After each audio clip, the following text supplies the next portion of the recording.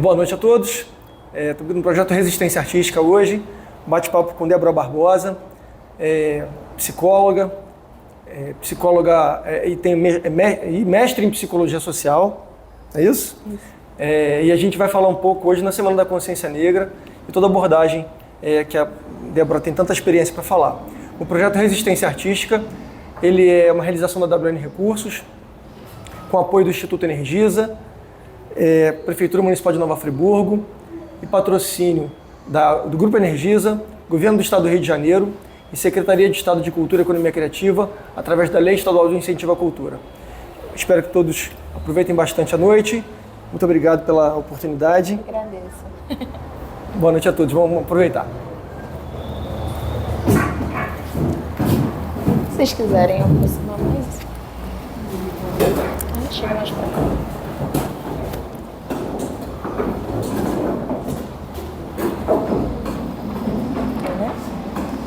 Boa noite. Obrigada pela presença de vocês. Agradecer também o convite do projeto Resistência Artística. É sempre bom falar, né? Não, acho que dá pra ouvir? Acho que pra mim tá de boa. Vocês estão me ouvindo bem? Então tá. Qualquer coisa a gente vai aproximando. É sempre bom falar, né, assim, não só sobre a minha experiência de vida, como as coisas que eu pesquiso, né? E hoje eu sinto que eu tenho um desafio um pouco diferente, né, que é tentar incluir o campo da arte, que é um campo que eu não domino, mas tem me aproximado, né? E eu espero que a gente consiga chegar a algum lugar no nosso bate-papo, né? Acho que uma das maiores liberdades é você não botar título, porque aí você consegue dar uma passeada e conversar um pouco mais. Eu escolhi ali um nome, né? Pode ser um norteador pra gente, que é Diálogos sobre Gênero, Arte e Negritude. E aí diálogos no plural para que a gente continue debatendo sobre esse assunto, né? Que aqui seja o início de uma conversa. Pode passar.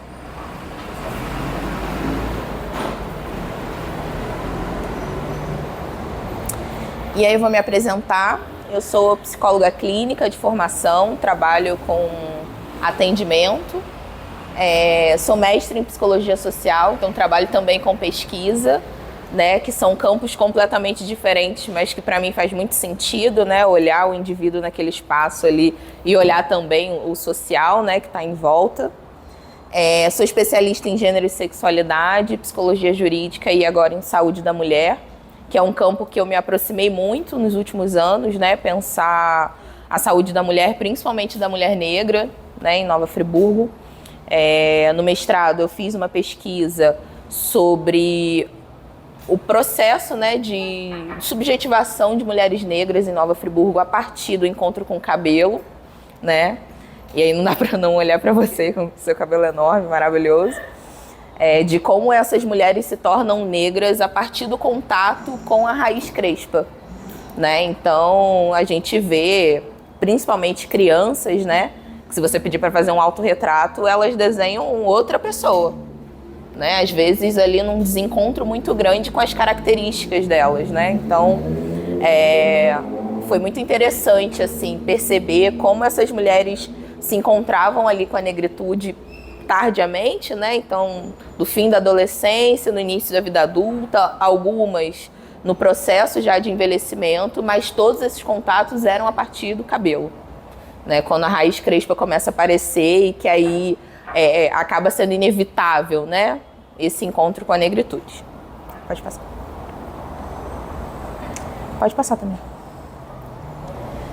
E aí não dá para falar sobre mulher sem tocar em gênero e interseccionalidade, né? E talvez mais interseccionalidade do que gênero, né? Que surge como uma palavra, conceito nova, mas que tem sua origem há bastante tempo já, né?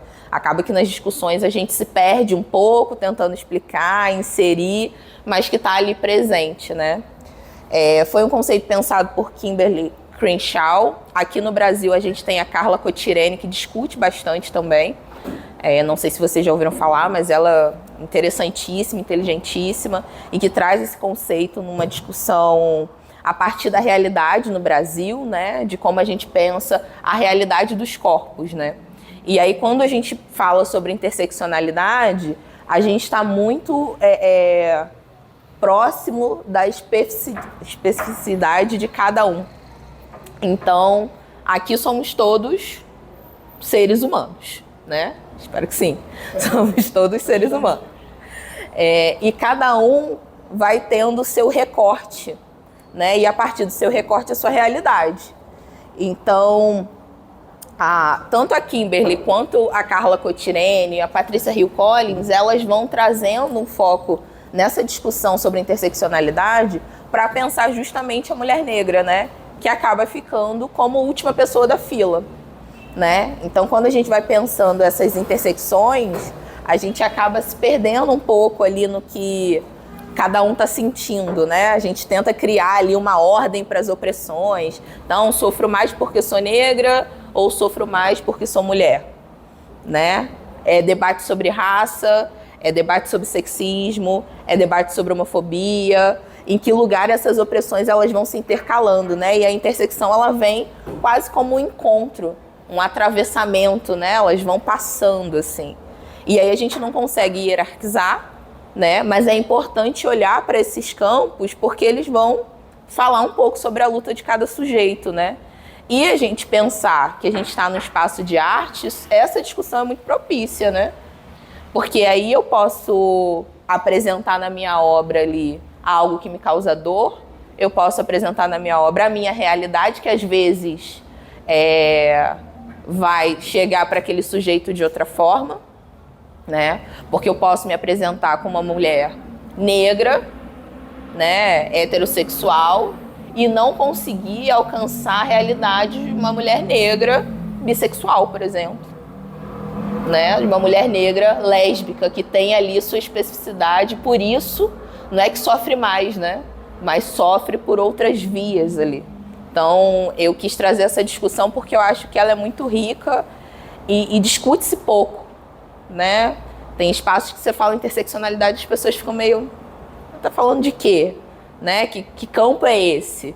E eu acho que é um campo muito importante, assim, não só para a minha área, que é a psicologia, que lida diretamente com o sujeito, mas para outras frentes que têm surgido e que, ao ampliar esse espaço, acabam esquecendo dessas diferenças, né, que vão se atravessando e que vão dizer muito do que vai ser produzido, do que vai ser apresentado, de como vai ser interpretado, de como vai ser sentido, né?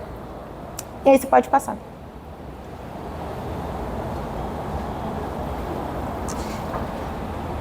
E aí é também pensar a arte como forma, né? Que é o que talvez o que me cabe enquanto psicóloga, que é pensar que impacto que isso pode ter na vida do sujeito, né? Quais ferramentas a gente pode usar ali articulado com o campo da arte. E aí eu trouxe a afirmação subjetiva identitária, porque eu acho que diz da gente, mas também mexe muito com a gente. Então a arte ela pode ser vista como uma possibilidade de existir no mundo, e aí não só o existir no sentido de conseguir imprimir a minha realidade ali no que eu estou apresentando, mas do existir como ter um registro meu no mundo, né? Então a gente está na 3ª edição do Nudiverso, e aí vocês viram lá embaixo que tem exposição e tudo mais, e eu estava até brincando com o Marinho, que eu falei assim, tem algumas obras que você olha, que você vê o sujeito que fez, né? É nítido, você olha e você vê o sujeito que fez, né? E que aí eu acho que tem essa brincadeira do é uma realidade expressa ou uma necessidade de estar no mundo, né? Acho que é um registro também.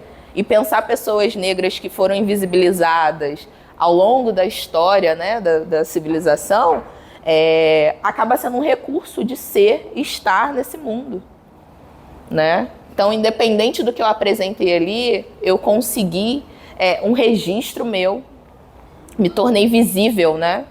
Que eu acho que é uma coisa muito cara para pessoas pretas, né? Assim, então, até para mim, o que significa vocês pararem na quarta-feira, essa hora, pré-feriado, para estar aqui me ouvindo falar, né? Qualquer coisa, né? Porque se você me deu essa liberdade, eu posso falar qualquer coisa aqui.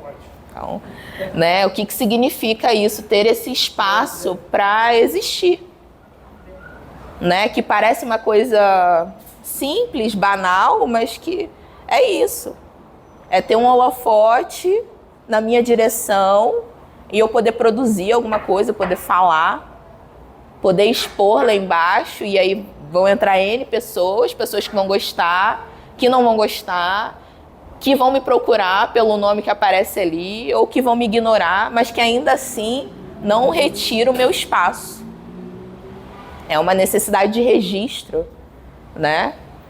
E nessa vertente, eu acho que a arte tem muita potência, né? Porque nos outros meios, quando a gente tem um reconhecimento, uma visibilidade, geralmente está ligado ao intelectual, ao currículo. Né? Ah, Débora, quem você é? Ah, eu fiz isso, mas quem você é? Ah, eu fiz isso, participei daquilo. Quem você é? Ah, eu trabalhei não sei aonde. A gente às vezes não sabe nem responder, porque o que eu sou é tão irrelevante, né, para determinados espaços, que quem eu sou é meu currículo, né? Só que quando você abre esse espaço para as pessoas, eu posso dizer o que eu fiz, e se eu quiser, eu tenho a oportunidade de dizer quem eu sou, né? Então, em alguns lugares eu evito falar que eu sou psicóloga, que a galera dá uma grudada ali, né? Eu falo que eu sei fazer trança. Eu sei fazer não sei o quê. Eu fui bailarina quando eu era criança, gosto muito de dança, né? Eu me permito transitar por outros espaços, mas eu tenho um validador que é ter uma graduação, ter um mestrado, que é o que me permite a entrada, né? E na arte não. Eu posso ter um cara aqui que é PhDeus, né, e trouxe a obra, e eu posso ter a tia Maria que está lá produzindo na casa dela, que trouxe a obra também, que vai expor na mesma parede, né? Então, eu falei isso no sábado, né, sobre pensar um campo de arte democrático, com entradas, onde tem gente que entende, tem gente que não entende, mas ambos estão no mesmo espaço dialogando, né? A partir da intelectualidade, da ignorância, seja lá do que for, a gente está produzindo um diálogo. Então, eu acho que a arte tem essa potência, né? Essa crítica é uma invisibilização intelectual e artística, e traz também a reconstrução do imaginário, né? É onde eu posso criar coisas, criar realidade, né? E é muito importante quando a gente consegue avançar nesse sentido, né? A gente fala muito sobre esperança, por exemplo. Mas esperança é criar uma realidade, né? É eu me imaginar de uma forma, eu me imaginar alcançando alguns espaços, né? E quando a gente toca nesses pontos, eu trouxe esse especificamente porque eu acho que a arte traz uma abertura para esses campos e também são lugares caros a pessoas pretas, né? Então, a gente tem um público meio dividido, eu gosto disso, né, da diversidade. Então, para algumas pessoas aqui, ter um reconhecimento, ser elogiado em algum sentido, vai ter uma sensação. Para outras, e aí mais especificamente pessoas pretas e pardas, não gosto muito desse termo, mas pretas e pardas, algumas coisas, né, alguns elogios vão chegar como dúvida. Né? Então, eu vou acabar te usando de exemplo, é inevitável. Vão ter pessoas que vão chegar pra você e vão falar assim, nossa, seu cabelo é lindo. E você vai super aceitar aquilo. Outras pessoas vão chegar pra você e vão dizer assim, nossa, seu cabelo é bem bonito, né? E você vai dar 2 passos pra trás. Que é um deboche? Né? Assim, de fato, como que essa pessoa tá olhando, né? Porque tem entregas ali no que a gente fala para o outro, a forma como a gente vê o outro, né? Então, você vai dar um passo para trás e vai pensar assim, será que é um elogio mesmo? O que essa pessoa quis dizer, né? Assim, será que ela tá me zoando? Será que tem alguma coisa errada, né? A gente já começa logo a procurar um defeito, né? Porque chamou atenção, mas por que via de afetação? Né? Como que esse lugar custa caro, assim? Quando eu fiz a pesquisa aqui em Friburgo, tinha uma coisa que me intrigava muito, que era o relato das mulheres, né, com esse processo de tornar-se negra, E era também uma dificuldade em se ver bonita, que é isso. Quando eu me torno negra, não necessariamente eu me dou bem com isso aqui que eu descobri a respeito da minha identidade, né? E essa dúvida vinha desse lugar de, quando o outro me elogia, eu não tenho certeza se ele está me elogiando. Mas eles vão dizer assim, mas não é óbvio, falou que é bonita, né? O que tem depois, né? Mas é a sensação de ter sempre uma vírgula ali, né? Ter sempre uma outra coisa por trás, um não dito, mas que já foi expresso de alguma forma, né? Então eu acho que a arte, ela traz essa possibilidade. Não só pela via da representação, quando eu vejo lá na novela uma menina com cabelo igual ao meu, com a pele igual a minha, quando eu vejo uma propaganda, né, de linha de cosmético para cabelo crespo, não sei o quê, que aí teriam outras discussões que eu não vou entrar aqui, né, mas não só pela via da representação, mas pela via do poder ser alguma coisa. Poder estar expresso, registrado no mundo como alguma coisa, como ser humano, como um indivíduo que pensa, que gosta de coisas.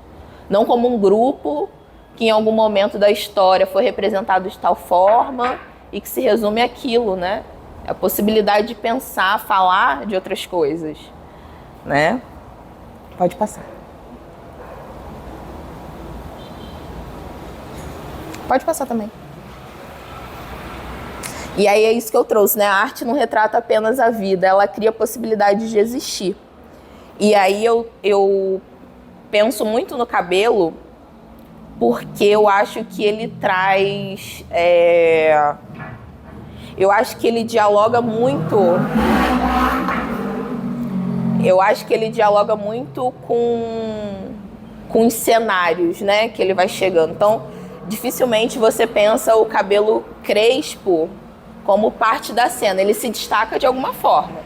Ou por uma via do elogio, uma via positiva, ou por uma via negativa, ou pela via do estranhamento, do exótico. Eu acho que ele tá sempre ali como um elemento fora, né? E ele vai ter significados a depender do espaço que ele tá, né? Então eu acho que na tentativa de aproximar o que eu poderia trazer enquanto contribuição hoje, né? E com o espaço que eu tô, seria pensar o cabelo nessa perspectiva, né? O que ele provoca, né? E aí essa pergunta eu faço para vocês, depois a gente pode conversar, né? Assim, o que ele provoca enquanto elemento também na cena, né? Assim, estranhamento, é o exótico, ele é bonito, ele é feio, ele pode ser ignorado, ele não pode, ele incomoda, né? Assim, precisa de um ajuste estético, né?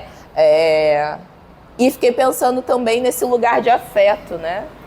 No lugar de aproximação, no lugar de acolhimento. Então, hoje eu não tenho questões mais com o meu cabelo, eu sou bem resolvida quanto a isso. Quem não gosta também, paciência, né? Mas eu percebo como as pessoas se sentem acolhidas quando eu chego e elas têm um cabelo parecido, que é quase o olhar não vai estar só para mim, né? Tem alguém para dividir ali, né? E acaba sendo um lugar de afeto, um lugar de autocuidado e um lugar de cura, né? Então eu conheço pouquíssimas artistas pretas que não colocam esses elementos do corpo na tela, na produção, né? Tem sempre um registro ali que vai remeter a algumas partes do corpo que são características que num passado tinham uma aproximação muito negativa, mas que agora vem sido, acho que repensado talvez, né? Revisto, né? Porque o cabelo não mudou, ele é o mesmo, né? O cenário que tem tentado se aproximar afetivamente de uma compreensão de que esse cabelo dessa forma é bonito, né? Mas que um tempo atrás não era. Precisava ser ajustado, melhorado para estar na cena, né? Pode passar. E aí, pensando nisso, eu trouxe um filme experimental, é um curta-metragem, da Yasmin Tainá. Yasmin Tainá, ela é diretora agora dessa novela Dona de Mim, acho que é a novela das 7, se eu não me engano. E ela fez esse documentário baseado num conto que ela mesma fez com a história dela, no processo de transição capilar. E para quem não sabe, transição capilar é um processo que acontece quando a mulher faz uso, né, de químicas de alisamento e afins. Ela passa por um processo de corte químico, que é quando o cabelo quebra, cai. Né? Então a química bate num lugar ali que não deveria, enfraquece, quebra. E ela começa a entender qual é a raiz dela de verdade. Né? Então ela vai deixando o cabelo crescer. Não sei se vocês já viram as pessoas fazem progressiva, que a raiz vai fazendo assim, né? Tá diferente, você tem texturas diferentes. Então esse é o processo de transição capilar. E aí a Yasmin fez esse conto com base na história dela e na história de algumas amigas que estavam ali na graduação. E esse conto virou um filme experimental. E eu achei muito legal quando eu fui pesquisar. Ela falou que tinha produzido o material todo, a equipe toda gravou e ela foi assaltada, né? Ela estudava na PUC e ela foi assaltada e roubaram o material dela. E aí ela falou que levou 2 anos para refazer esse filme. E que ela ficou muito feliz com o resultado, porque como teve que gravar quase numa coisa, tipo, foi acabando recurso, foi acabando tudo, a experiência desse segundo filme foi muito mais visceral. Porque não tinha mais, né? Esgotou, o que sair vai sair. Né? E eu achei muito legal ela contando, assim, de como que o resultado ficou bom. Porque as pessoas estavam numa entrega ali de a gente precisa refazer, não tem tanto recurso, né? As motos. Ele tá girando, né? Não tem tanto recurso, mas ainda assim tiveram processos ali que ela conseguiu imprimir o que ela gostaria, né? Que não ficou tão mecânico quanto o primeiro, né, mas que conseguiu transmitir talvez a mensagem do conto, né, que ela queria reproduzir. Aí você falou que Quer tirar a luz? Tira do meio, eu acho. Ou tira todas. Você tinha falado que você ia cortar, né, a gravação? Não, pode deixar passar, depois ele faz a edição. Show. Então tá bom. Deixa eu sair daqui, então. Eu atrapalho alguém aqui? Não.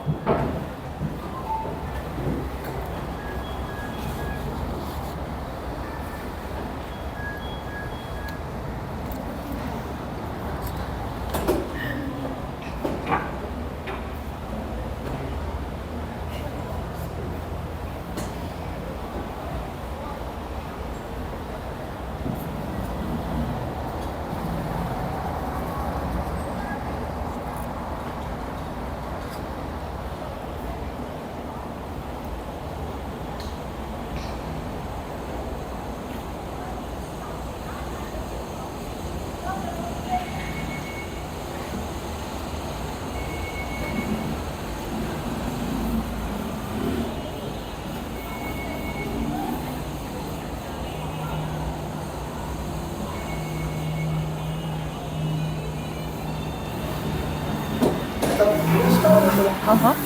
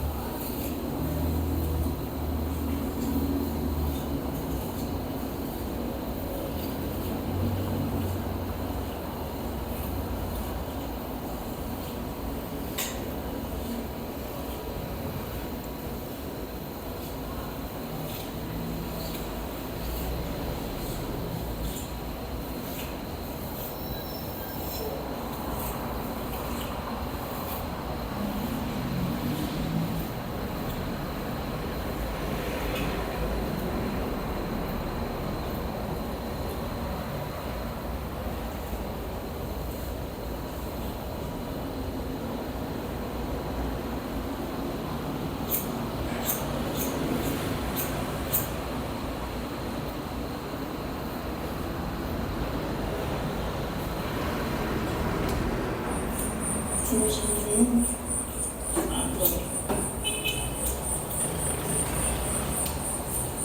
Que coisa é essa que vem lá? É a senhora das tondeias, um dos orixás. Se o Guadê respondesse uma lua cheia, glória, glória, glória mamãe seria. Glória, glória, glória mamãe seria. Inaê por cima do mar prateou, por cima do mar mareou, por cima do mar encandeou. Inaê por cima do mar prateou, por cima do mar mareou, por cima do mar encandeou. Eu pedi à mamãe que fizesse pro nosso amor uma prece de pescador, pra que nas esquinas da vida você seja a saída do meu amor. Mora, mas se a tristeza temia, tua força me guia, teu caminho é o mar. E que me lancem as pedras, que Iemanjá faz areia, pra não machucar. E por cima do mar prateou, por cima do mar mareou, por cima do mar encandeou. Inaê por cima do mar prateou, por cima do mar mareou, por cima do mar encandeou. Que Nigéria Lelodô, tá certo? E meu João, cota dele, e a Oromio. Que Nigéria Lelodô, e meu João, cota dele, e a Oromio. Arrepia a alma, cara. Arrepia muito. Pois é.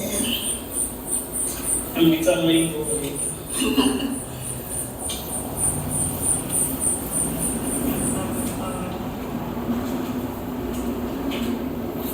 É meio complicado, sabe? Alguém sabe Yorubá? Não, né? Se não souber, eu posso contar mais. Ninguém vai perceber que eu tô falando tudo errado, que o meu inglês é eslovaco, meu Yorubá é romeno. Sabe aquela maneira que eu tenho que botar de espelho frente à porta? Aham. Tipo isso. Isso me incomodava. Então, o meu problema com o espelho é que eu fico na frente do espelho e não paro de sorrir, tipo, como se fosse uma foto constante, sabe? Como se a qualquer momento saísse do espelho e falassem show de Drummond, show da vida. É muita loucura. E desde pequena, eu olho pro espelho e fico fazendo mil poses. Meu irmão que fica louco, ele, que mania é essa? Tem que tu ver o espelho, tu abre o sorriso de orelha, já tá no Big Brother. É. Ela é muito louca.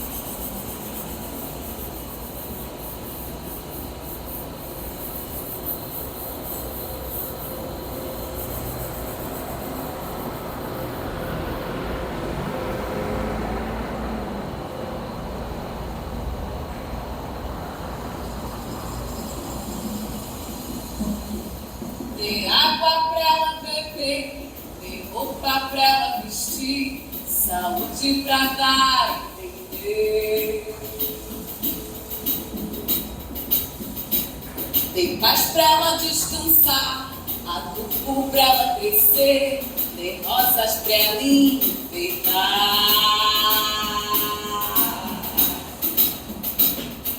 África, seu trono de rainha, dona da realeza, mãe da matéria-prima, vai levar a vida pra agradecer.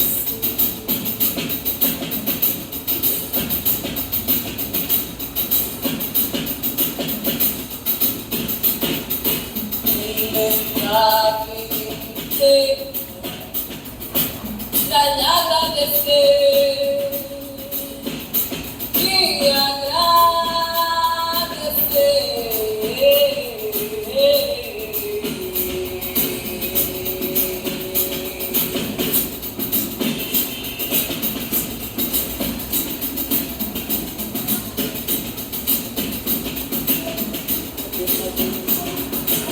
Cadê, cadê, cadê, cadê, cadê, cadê?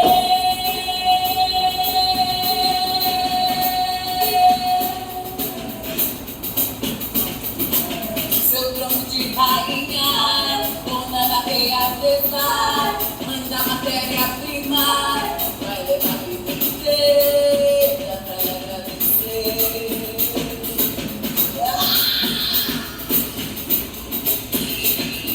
África, seu trono de rainha, dona da realeza, mãe da matéria-prima, vai levar a vida inteira pra lhe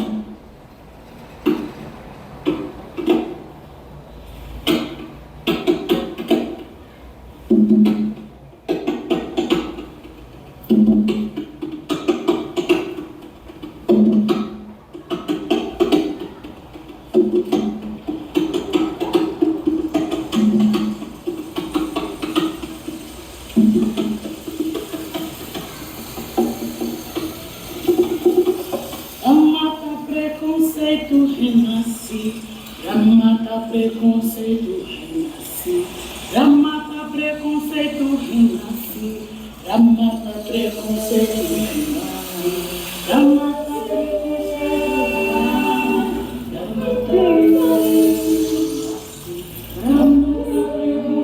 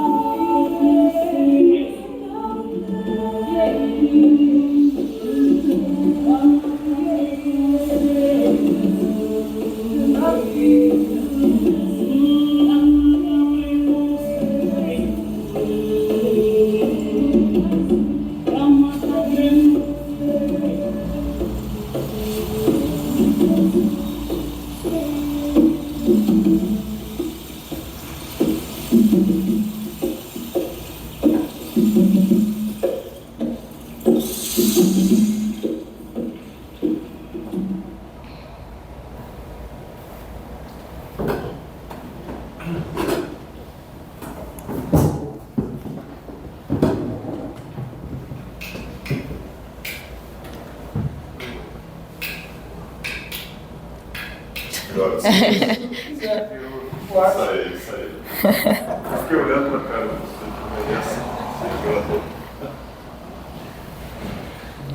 E aí, gente, eu até... Se o Wilton depois quiser colocar o slide, mas eu acho que é só para deixar. E aí agora eu queria conversar com vocês sobre, assim, né, entender as sensações causadas pelo filme experimental. Eu confesso que eu assisti algumas vezes, a cada vez que fui assistindo, fui vendo uma coisa diferente, né? Eu acho que gera muito impacto, assim, principalmente os sons, assim, vão trazendo muitas memórias. E aí eu queria saber de vocês. Tratando o cabelo, mas a cabeça separada do corpo. E a imagem não aparece a cabeça. Muito simbólico, a cabeça dela. É a cabeça dela. Ficou Uhum. simbólico. Essa coisa da cabeça separada, né, assim... não sei se você talvez tenha, né, a memória. Quando eu era pequena, tinha o dia de pentear o cabelo porque é um cabelo difícil de lidar, então não vai pentear todo dia, também não pode ficar solto porque dá piolho, enfim. E aí eu tenho a cena da minha avó me colocando no chão, a cabeça aqui e a perna fechando. Por quê? Eu não podia me mexer, porque ia ficar torto, não ia conseguir fazer. Então eu acho que nessa cena acho que traz muito isso, que é essa cabeça sem corpo, né? E de certa forma controlada, porque você não tem um corpo para você sair, romper com aquilo ali, né? E a cabeça fica, vai para lá, vem para cá, né? Fica uma coisa meio... Mas com controle aqui assim, né? Me lembrou muito disso. Eu acho que você foi muito feliz em fazer uma ligação, um vínculo entre o conceito de interseccionalidade e a estética. Porque nós sabemos que a interseccionalidade pode ser definida como um somatório, uma interação de mecanismos opressivos, né? Uhum. Então, uma mulher na nossa sociedade recebe um grau de opressão por ser mulher.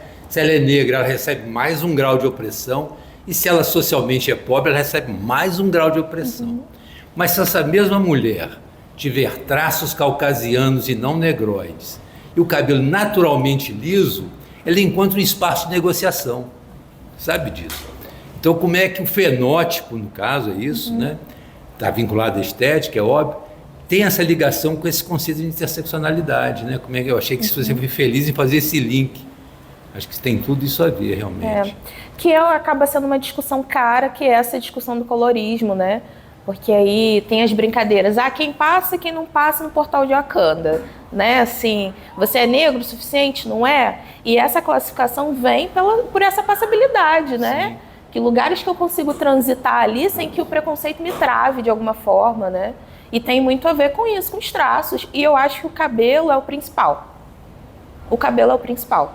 Né? Porque, inclusive, a autora, né, desse documentário, ela é uma mulher de pele clara, muito clara, e com cabelo muito crespo, né? Então ela não passa. Que curioso, né? Ela não passa. Né? Ela não tem essa passabilidade porque o cabelo evidencia demais, né? Ela, inclusive, o conto dela se chama MC Cabela, porque as pessoas implicavam muito com o cabelo dela, falavam que parecia um capacete, enfim, que ela tem... O crespo dela cresce assim, né? O meu cresce assim. O dela cresce assim. Então, quando chega aqui, ele vai afinando, e aqui tem muito cabelo assim, né? Ela, por exemplo, não teria essa passabilidade porque o cabelo dela é muito marcado, né? Interessante. Então, quer dizer, a definição racial dela vai passar pelo cabelo, Sim. mais do que pela cor da pele, propriamente. Né? É uma validade. Ela fala, ela expressa, talvez, em vários momentos Uhum. Do cabelo, do jeito do cabelo, né? Sim. Que ela falando dos ditos da mulher lavando a panela, no próprio Aham. cabelo. Que vem muito dessa coisa também, de segurar a cabeça. E vem desses ditos, né? Dessas culturas que a gente Sim. que vai pegando isso desde sempre, né? Acho que é muito ligado ao que pelo que tu está falando, né? Não conheço a atriz, a direção, conforme ela, o formato que vai formando o cabelo dela, ela expressa isso muito ali, né? O desbranquecer, as cenas, né? O desbranquecendo. É muito impactante, o filme é bem impactante, assim, bem legal. Que eu acho que Assim, são cenas que estão até coladas ali, né? Exato. Que a gente pensa muito o processo de embranquecimento. Sim. Então eu aliso o cabelo, eu começo a usar roupas ali que vão me entregando uma performance, né? A gente estava conversando sobre performance. Então eu começo a me adequar até que aquela negritude que é evidente, ela vai murchando, né? E aí ali é o processo contrário, né? Que é dessa coisa do tornar-se, né? Então, até ali mais para o final, quando vai cortando o cabelo, né? É esse processo de transição. Porque você tem que pegar para ver na linha da textura, né? Onde a textura se encontra, você tem que cortar naquele ponto ali, né? Do cuidado, de ir fazendo, essa coisa de se olhar no espelho, né? Assim, as pessoas passam rápido, né? Pelo espelho, não consigo me olhar, não consigo me manter muito tempo ali com esse contato, né? Porque é muito evidente para mim também, né? E acho que tem... Aí a metáfora do espelho pode ser muito bem utilizada na arte, né? Porque a arte, ela é espelho, como você falou, muitas vezes você vê a obra e vê o autor na obra, mas o espelho também é reflexo. E o reflexo, ele pode ser manipulado, ele pode esconder, ele pode revelar outras coisas, né? Então a arte também tem esse aspecto duplo. Eu acho que essa metáfora cabe bem realmente, funciona bem. Acho que cita a própria aceitação pelo espelho, né? Que sorria pelo espelho. Sorria, né? Acho que é isso. Esse momento de ser. É isso que me passou assim, bem filme sobre essa própria aceitação diante a transição Capilar. No espaço social, né, existem outros mecanismos de... Eu uso esse termo, espaço de negociação, porque é um termo muito usado na historiografia pelos historiadores, né? É um termo talvez que não defina bem, mas, enfim. No campo social existem outros espaços de negociação, como você falou bem. O título, né? Tem uma licenciatura, tem um mestrado, tem um doutorado, vai fazendo com que as pessoas olhem o seu reflexo de uma maneira diferente, né? Então é interessante como é que essa questão da interseccionalidade é um conceito muito importante, e a Lélia Gonzalez também aprimorou o conceito, e a Djamila Ribeiro usa muito nas análises dela, né?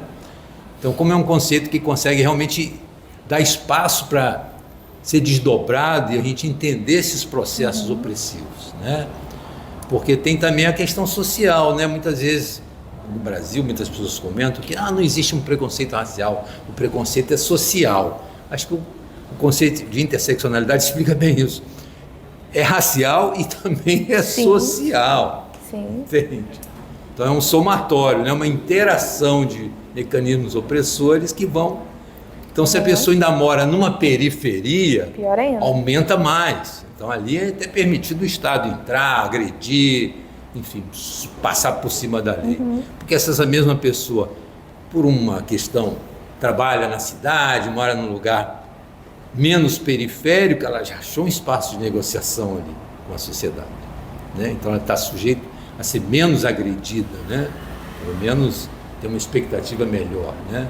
Então acho que esse conceito é muito importante porque ele vai no cerne mesmo dessas questões, além de gênero, né, de raça e também dentro do campo social.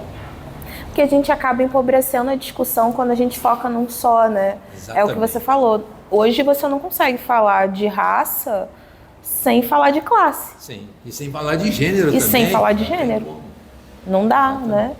Eles estão muito próximos. E aí, quando a gente vai fazer essas escolhas, a gente acaba sendo infeliz porque você vai deixando alguém à margem, né? Assim. Essa parte que tem a moça sendo apoiada por uma mulher, cortando o cabelo, levantando a autoestima. Acho que é algo muito específico das mulheres. As mulheres sempre se ajudam umas às outras. Então, o seu olhar, qual seria em relação a isso? O menino que está crescendo, que é negro e que não tem esse apoio das mulheres, como as mulheres umas apoiam as outras. Como é que os meninos, qual é a sua visão em relação aos meninos que crescem sem ter, né? Porque o homem sempre tem que ser o forte, não pode demonstrar fraqueza, e as mulheres têm aonde recorrer, e os homens que não têm? O que você vê? Qual é a sua visão sobre isso? Eu acho que, assim, é uma boa questão, né? Porque a gente pensa esse processo de acolhimento, né? Sempre vai ter uma mulher ali como suporte também, né? Para que essa outra possa se libertar. Então, é um processo que elas fazem em duplo ali, né? E os meninos, é curioso, né? Que tem essa coisa do corte. O corte para os meninos eu vejo muito como um processo de castração. Então, se eu tenho um menino preto, dificilmente eu vou deixar ele crescer com o cabelo crescendo, né? Isso porque também vai dizer dos espaços que ele vai ocupar. Então, se eu tenho um menino preto com cabelo crespo cortadinho, ele tem família, ele tem uma mãe que cuida, ele é limpinho. Se eu tenho um menino pequeno com cabelo crespo maior, né, desproporcional, livre, eu tenho uma criança descuidada, não tem família, não tem suporte, né? E aí eu não desenvolvo também essa relação com o cabelo, né? E os meninos pretos, eu acho que acaba tendo esse campo de sofrimento que, ao meu ver, também não é tão discutido, porque aí a gente volta lá na discussão da interseccionalidade, a gente joga tudo no mesmo balaio. É homem, ponto. Eu não paro para detalhar ali que caminhos esse indivíduo vai atravessar, que violências vão passar. Eu não olho, é homem, ponto. Tem que andar arrumado, ponto. Né? E os meninos vão passando por violência. Então, você tem que andar sempre com documento, você tem que saber se virar. Falou com você, você abaixa a cabeça. Não né? pode correr. Você não pode correr. Isso é absurdo. É algo que dói.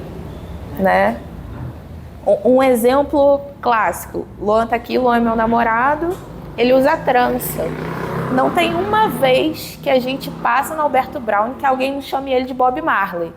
E aí a gente gosta do Bob Marley, acho que tem uma vibe maneira, mas a gente sabe que não é por causa disso que estão chamando ele de Bob Marley, né? Atrelam a imagem dele ao uso de droga. Né? Sim. Voltando pro campo da estética. Né? Parece com Bob Marley. Parece com Bob Marley, né? Mas também atrelam muito ele ao campo de drogas. Claro. Né? Né? Tá muito nesse lugar, não tem a ver só com estética, né? Apesar de pra gente, pô, legal, né? Parece com Bob Marley, maneiro. Eu vi como né? um elogio, como a questão da música. Não vejo como... mas nem sempre é assim, né? Isso que você falou é o espelho, mas o reflexo a gente não sabe qual que é. Entendi, isso que é a questão. Já foi abordado, ela está falando sobre essa situação, mas eu posso reforçar. Foi o seguinte, várias vezes assim, que eu sou músico, né? Toco na noite, toco em vários lugares, aí às vezes chegava em algum lugar, né? Às vezes tinha alguma pessoa que sempre, às vezes, estava interessada em alguma coisa ilícita e às vezes chegava assim e falava assim, me julgava, já ia pelo meu cabelo e falava assim, pô, aí, tem um negocinho não? Tipo, já ficava pedindo, aí tipo, aí foi daí que eu fiquei pensando assim, falei, caramba, velho, falei assim, pô, tem um montão de pessoas aqui, 1 milhão de pessoas, com vários estilos e estereótipos diferentes, e justamente veio me perguntar ainda se eu tenho ainda. Então, assim, eu confesso que às vezes quando as pessoas falam, às vezes eu fico assim, caramba, velho, falei, não sei de onde às vezes as pessoas tiram isso, que parece que é um padrão que eles tiram, entendeu? Que, assim, às vezes é difícil de, às vezes, eu levar muito como elogio, né? Às vezes, quando as pessoas falam, inclusive até teve um dia que nós estávamos numa farmácia e chegou um rapaz, um senhor que eu nunca vi na minha vida, né? Primeira coisa que ele chegou, olhou pro meu cabelo, pô, gostei do seu cabelo, que não sei o quê. Aí ela veio me metendo a mão, querendo botar a mão no meu cabelo, eu peguei, já fui dar uma afastada assim. Falei, pô, gostei muito do seu cabelo. Eu falei assim, não. Aí ele falou assim, posso botar a mão? Eu falei assim, cara, pior que não pode não, entendeu? Aí ele pegou e começou a jogar, tipo, esses papos, assim, como se fosse voltado mais pra essa área mesmo da Bob Marley, como a pessoa fala, né? No finalzinho, até ele pegou, meio que citou sobre isso, né? E aí eu fiquei pensativo, eu falei assim, gente, tudo bem, assim, eu confesso que eu gosto de Bob Marley, demais. Ele joga muito. Mas, tipo, eu acho que meio que eu fico perdido nesse meio, né? De, tipo, as pessoas sempre me veem como Bob Marley, mas não me veem como Luan, entendeu? Só me colocar como ponto, sabe? Então, meio que tira um pouco da identidade da pessoa, sabe? Então... É que tem a ver com o que eu falei sobre ela no início, né? É um elogio, mas tem 2 vias, né? Pode ser só um elogio, mas pode ter alguma coisa por trás ali que está sendo expresso, mas não está sendo dito, né? Assim, então, eu percebo que em relação aos meninos, tem muito um distanciamento por não entender também essas violências cotidianas que vão acontecendo, né? E aí, se a gente for pensar em infância e adolescência, tem muita coisa que a gente deixa passar. Porque o sofrimento da menina com o cabelo, com a imagem, ele é tão evidente que a gente não olha pro menino. Pro menino tá tudo bem, eu cortei o cabelo, ele gosta de jogar bola, gosta de fazer não sei o quê, e vida que segue, né? Mas ele vai sendo oprimido também ao longo da trajetória dele, né? Então, eu não... na adolescência, que é Sim. E acaba participar dessa cena. Mas sempre, né? Porque se você tivesse o cabelo curtinho, cortadinho, como a Débora falou, talvez não falasse nada com você. Sim. Dentro do padrão. E uma coisa assim, eu curso técnico em enfermagem, né? Estou cursando técnico em enfermagem, né? Então, assim, essa questão, quando a gente fala sobre a questão da aceitação, quando você vai para um lugar, né? A maioria das pessoas, a primeira coisa que eles perguntam é o seguinte, você vai com esse cabelo mesmo? Fala assim, como é que você vai lidar com o ambiente com o cabelo desse tamanho? Fala assim, vai ter que arrumar um jeito de prender, entendeu? Então eu fico pensando assim, tudo bem, a gente tem que, sabe, andar alinhado. Tô alinhado, não tem problema nenhum, entendeu? Mas só que às vezes, tipo, as pessoas já falam com aquele tom de intimar você, fala assim, você tem que tirar esse cabelo, você tem que botar o cabelo curtinho, você tem que andar com esse padrão para você, tipo, ser aceito nesse tal lugar, assim, né? Então, assim... A vida adulta também tem essa repressão. Sim, exatamente, né? Tem essa pressão, né? Exatamente. Essa parte de emprego, essa parte de emprego, os lugares que nós vamos, né? Geralmente, né? Sempre a gente está sendo julgado por alguma coisa, né? Assim, pela nossa estética, pelo cabelo, pela forma como fala, entendeu? Sempre estamos nessa linha de alvo, né? Sabe? E você me fez você. E você me pode falar. Você falou no microfone. Segura o microfone. Toda a sua fala. Registrar a sua voz. Quando você falou em memória, essa memória sua eu até não tenho, lá em casa não. A minha memória é a seguinte, as pessoas pretas mulheres, né, elas penteavam o cabelo, faziam uma espécie de trança, mas não é essa trança que a gente vê hoje. Porque a minha avó, né, e todas as mulheres pretas, elas usavam o saco de farinha de trigo, do pão, que era, inclusive a gente fazia roupa, né, com saco de farinha de trigo. Então elas trançavam o cabelo baixinho e amarravam um saco branquíssimo na cabeça para sair. Então o enfeite delas, ou melhor, não era um enfeite. Para serem aceitas, precisava desse pano branco, que era de saco de de farinha de trigo, porque isso não era vendido, era dado, e amarravam, tapava tudo aqui, né? Os meninos, vocês agora falando, geralmente cabeça raspada. A gente falava Joãozinho, né? Cabeça raspada dos meninos, né? Mas eu tenho muito nítida essa questão do pano branco na cabeça. Todas as mulheres, todas, minha avó usava isso. Depois de muito tempo, aí ela fazia só aquelas trancinhas, que era diferente da de hoje, né? E uma outra coisa, eu tenho um amigo assim da minha cor. Foi para a Europa, casou-se com uma moça loura de olhos azuis.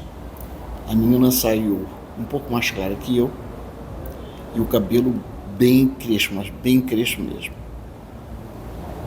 Agora, na adolescência, a mãe não sabe como tratar o cabelo dela. As palavras da mãe foram as seguintes: eu não sei tratar desse seu cabelo. Eu não sei, porque me chamou a atenção isso, né? E realmente é isso mesmo, né? Como que vai tratar se ela não conhece, né? O cabelo é liso.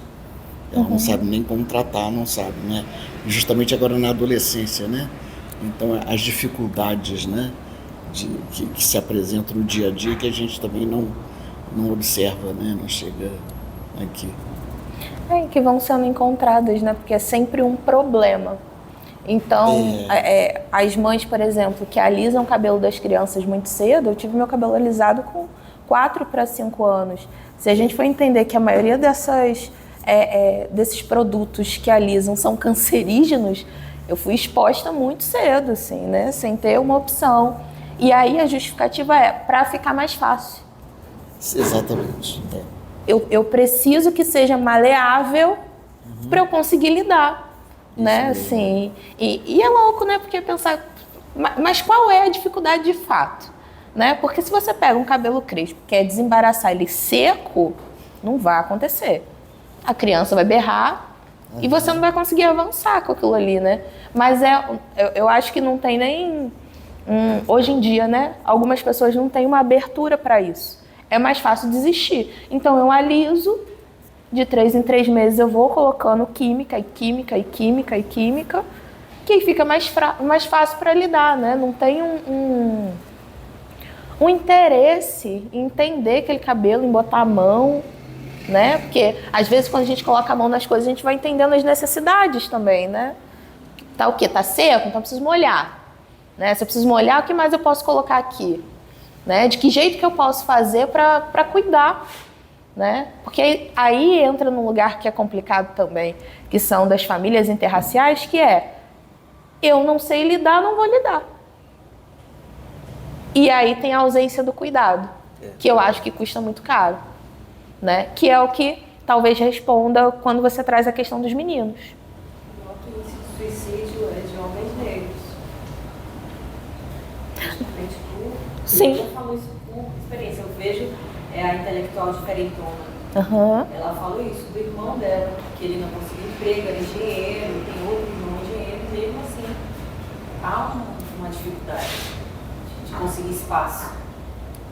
E a criança já, desde cedo, não ter esse encorajamento que as mulheres normalmente têm, né, no apoio. É difícil saber como lidar com essa situação. Sim. Educação. Que é um campo sensível também, né?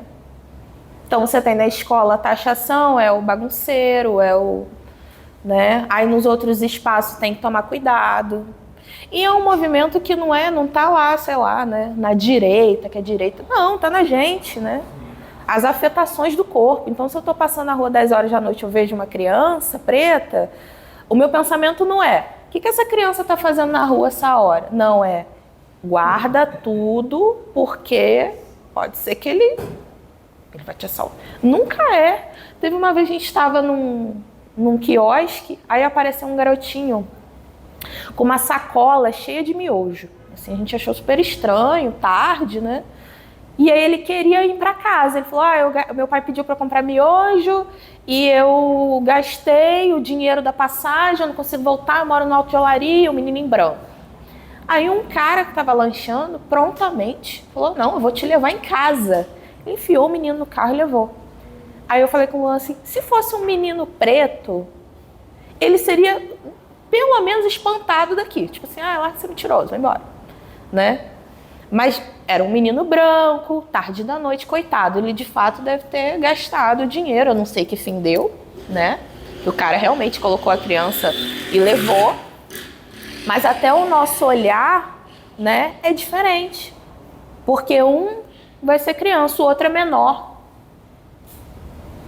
Né? A gente lida e se afeta de forma diferente, né? De desumanização. Sim. Sim. E o bloco dentro do cabelo, né? Ao mesmo tempo que causa esse estranhamento, de tipo assim, eu sou trans, não sei o quê. As pessoas acham que o corpo preto é público, né? Porque o fato das... Alguns ainda têm a decência de chegar, nossa! Né? Mas tem gente que já já coloca a mão. E aí, se você deixa uma coisa meio tipo... Aí vem a dúvida se tá gostando mesmo ou não. E aí você falou da questão do evento, né? Quando eu trabalho com evento, vem muito também da pessoa que, tipo... Você pode ser o empresário, o produtor do evento, mas vai ter uma pessoa que vai chegar e falar assim, você trabalha aqui...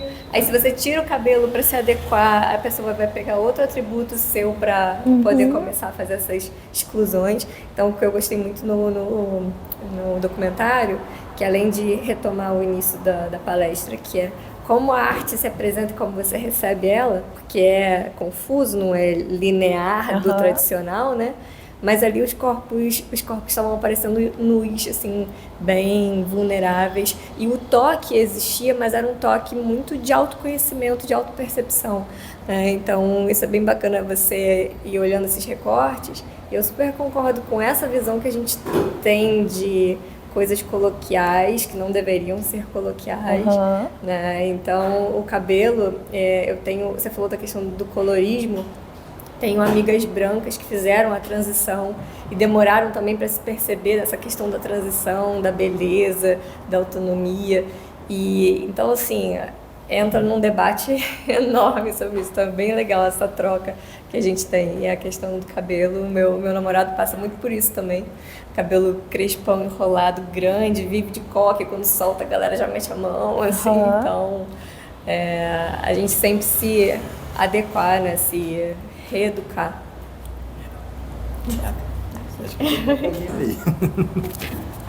Quando o mecanismo de opressão é muito bruto, muito evidente, é fácil de identificar em todo mundo na mesma hora, pouco absurdo. Mas os mecanismos de opressão são muito sofisticados, você sabe disso. Aí é mais difícil você identificar, quando entra nesse aspecto, nessa sofisticação. Tipo, ela é preta, mas é linda. Não é um elogio, entendeu? É quase uma justificativa social de aceitação daquela pessoa. Ele é negro, mas é inteligente, ele é formado, ele tem doutorado, algo assim, né? Nós não falaríamos isso de uma pessoa branca. Fulano é formado. Ponto, né? Fulano é linda. Mas olha, observa, né, como às vezes o mecanismo de opressão ele é sofisticado. É o que eu falei usando a metáfora da arte como espelho. É o reflexo se distorce. O espelho não, está ali, a realidade. Mas o reflexo você distorce, você ilumina, você esconde, tira a luz. Então, os mecanismos de opressão eles vão se sofisticando na nossa sociedade. Então, ficam muito difíceis, às vezes, de serem identificados. Aí cai naquilo que você falou. Evita-se a ideia de interseccionalidade e cai no senso comum. Né? Pô, que isso? Estou dando uma oportunidade para o cara. Sei que, estou elogiando. Esse é um aspecto que a gente tem ainda muito que avançar e muito que aprofundar essas discussões. Sim. Eu acho que é por aí mesmo, de começar a perceber também os detalhes, a sutileza, né? Assim, no Brasil a gente vive muito isso, porque é o povo miscigenado, né? Assim, é a mistura. Só que quando você vai vendo, né, assim, como é que é essa mistura, como que funciona, né? Assim, você vai vendo a violência ali, né? Assim, eu ouvi muito na minha família, quando eu fiz o processo de transição, cortei o cabelo e tal, aí eu ouvia muito assim, mas você não acha que não vai combinar? Agora você é psicóloga, né? Como é que as pessoas vão te respeitar com o cabelo assim? Não dá, não pega bem. Como é que você vai para uma entrevista de emprego assim? Aí depois na universidade, como é que você vai falar que você é pesquisadora e você com o cabelo dessa forma, né? Como se eu tivesse que performar de outra maneira. Né? Não combina, né? A sua formação com a sua cara, seu cabelo não combina. Então tem que ajustar para estar mais próximo, para fazer com que o outro acredite, né? Seria mais ou menos como em cima da fala dele. Ela é tão bonita, mas é linda. Um defeito de cor da Ana Maria Gonçalves, que ensina exatamente isso aí, né? No tempo da colônia, né, você fazia um requerimento ao imperador pedindo perdão por ser preto, para você poder usar socialmente algum emprego, alguma coisa assim, né? O termo é exatamente assim. A gente pode ser linda, mas temos esse defeito, né? Assim, a sua fala agora também. Você discorda, mas tem que estar em cima, ao lado de esse posicionamento social. Eu queria até falar com você. Eu vi a chamada da sua fala e você de transição. E aí eu pensei que você tivesse feito trança. Foi a chamada, né, da sua fala. E você de trança. A princípio não reconheci. É diferente, né? Diferente, muito diferente. Aí achei que você tinha feito trança agora. Não. Foi Então, mais uma preguiça mesmo de achar antiga. uma foto. Tá, entendi. Uma foto assim que... Não, fiquei mais contente de te ver assim. Mais contente. É porque a trança, eu usei a trança o período que eu estava escrevendo a minha dissertação. Então eu tinha muito uma pira, pandemia, todo mundo em casa. Eu falei, eu não vou sair, eu posso testar coisas, né? E aí eu fui fazendo trança em casa. Então eu comprava jumbo pela internet e ia fazendo em casa. Cada mês de uma cor diferente, de um jeito diferente. Fui testando, até cortar meu cabelo todo. Então fui cortando o cabelo em casa, né? Naquele movimento ali, o cabelo todo torto. E fazendo as tranças, né? E aí depois eu ouvi das pessoas assim, permanece de trança, acho que combina mais com você. Só que a trança alinha, né? A trança não deixa o fio fora, ela organiza, ela alinha. Uma coisa asseada.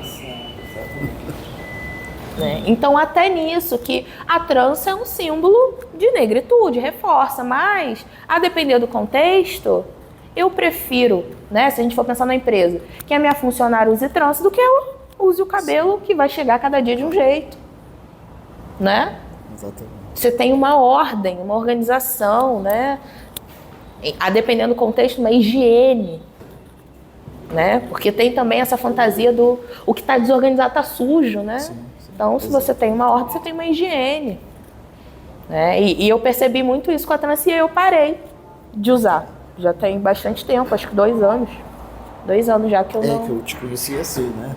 Tem 2 anos já que eu não uso, assim, acho legal, mas acho que caiu também num lugar de tá alinhadinho assim, use assim. Então, É a sofisticação do mecanismo de progressão. Sim. Vão se modificando e se adaptando. A pessoa tenta confrontar a sua identidade. Mecanismo mais tosco. Mas ela também pode esvaziar a sua identidade. É um mecanismo mais sutil. Ela vai te esvaziando. Até você mesmo chegar à condição, até uma reflexão que você é um ser menos qualificado. Que ela vai esvaziando a sua identidade. É mais complexo, mais sofisticado do que confrontar a sua identidade. Então o mecanismo, eu fico muito atento a isso, que essa sofisticação do mecanismo tem muito a ver com estética. Com a questão do fenótipo que você falou. A trança parece mais organizado, mais controlado, né? Então a estética está sempre muito participando desse. É sempre a ética a reboque da estética. Nossa sociedade, pode ver que é sempre isso. e a gente banaliza, né? E a gente banaliza. não Porque é tão quando vira importante moda, assim, aí já sofisticou mais ainda. Não, é moda. Como você falou bem, a utilização de modelos pretos, nas publicidades. Não diminui o grau de racismo. Não. Antes é o mercado entendendo que existe uma parcela da população preta que pode consumir nossos produtos. Entendeu? Dá para ganhar dinheiro ali. Dá para ganhar dinheiro. Aí você captura, com isso. né? Isso. Como, por exemplo, hoje a presença no mercado de arte de mais artistas negros. É uma expectativa do mercado de, nessa diferença, gerar interesse do comprador. Sim. Agora são os indígenas. Então o mercado faz muito isso, joga com isso de uma maneira muito sofisticada. É claro que a gente, como agente cultural, né, a gente está atento também aos movimentos, ao que está acontecendo e tem que fazer uma política de inclusão. Mas a gente tem que ter muito cuidado nessa inclusão, porque ela não seja um reforço Sim. dessa ideia deturpada, dessa ideia distorcida. Então precisa ter sempre um aprofundamento, como você está trazendo aqui para a gente, dessas discussões. Não ficar tudo muito simplista, na verdade, não tem nada de simples. Não. A formação do povo brasileiro é extremamente complexa e única, né? Tive a oportunidade de ver uma palestra da Angela Davis, ela até fala muito da Lélia Gonzalez, até fala isso, né? Que vocês estão me aplaudindo. Você tem aplaudir a tanta Lélia gente. Gonzalez, pô, onde eu aprendi um monte de coisa. Então olha como tem essas distorções. Né? Uma intelectual preta, mas porque é americana, tem um espaço de negociação maior na sociedade branca do que uma intelectual preta brasileira. Então, os mecanismos de opressão são muito sofisticados. Mais alguém? Eu só queria assim, brincar, muito interessante foi assistir o filme, a sua palestra, e também, pelo que eu entendi, da tese do seu mestrado, não é? A força simbólica do assumir o cabelo. Acho que os movimentos negros, desde o início, usaram o cabelo como símbolo de resistência, de afirmação. Eu acho isso interessantíssimo, assim, me pegou de uma maneira especial, assim, esse símbolo, né, que o cabelo negro assumido e tem na luta, né, contra o racismo, contra o preconceito, contra isso tudo. Legal. Parabéns. Eu que agradeço pela troca, eu acho que foi muito rica, né? A gente conseguiu conversar bastante.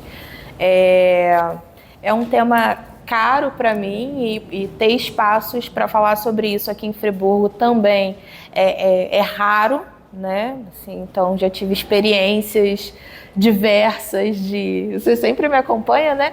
De estar falando disso e de as pessoas torcerem um pouco o nariz, de ser uma coisa, de ter uma entrada difícil, né? Então é muito bom quando a gente consegue dialogar dessa maneira, né? Acho que ampliar o debate, sair dessa coisa do bom, né? Do bom e do belo e conseguir avançar com discussões mais profundas e com entradas possíveis também, né? Ampliando isso para outros campos. Então eu que agradeço pela troca, pela presença de vocês. Não?